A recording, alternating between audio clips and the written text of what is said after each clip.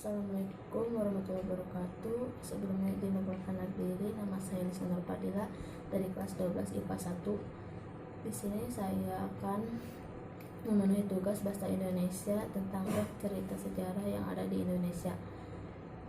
Saya akan mengambil cerita sejarah tentang Waduk Jatiluhur.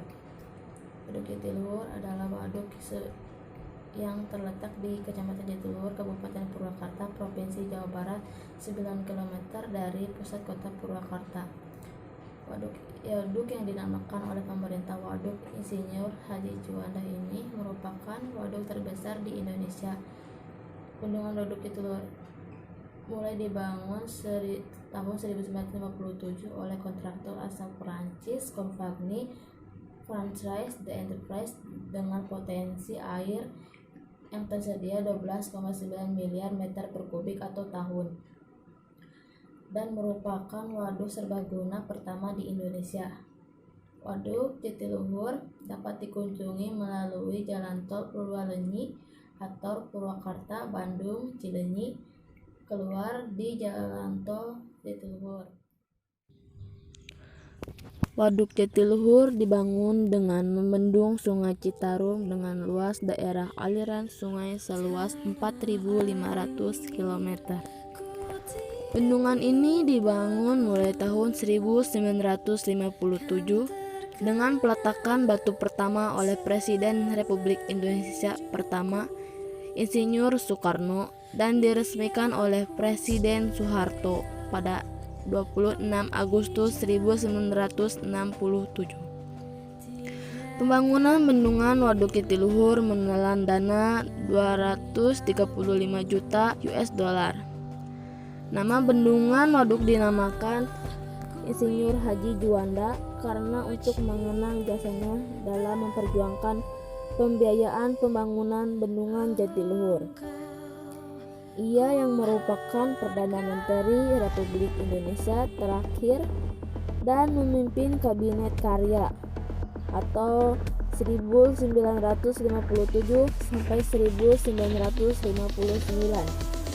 bersama-sama dengan Insinyur Sodijatmo dengan gigih memperjuangkan terwujudnya proyek Jatiluhur di pemerintah Indonesia dan forum internasional. Genangan yang terjadi akibat pembangunan bendungan Waduk Jatiluhur menenggelamkan 14 desa dengan penduduk berjumlah 5.002 orang. Penduduk tersebut kemudian sebagian dipindahkan ke daerah sekitar bendungan dan sebagian lainnya dipindah ke Kabupaten Karawang. Sebagian besar penduduk waktu itu bekerja sebagai petani. Di dalam Waduk Jatiluhur terpasang 6 unit turbin dengan daya terpasang 187 MW dengan produksi tenaga listrik rata-rata 1.000 juta kWh setiap tahun, dikelola oleh Perum Jasa Tirta II.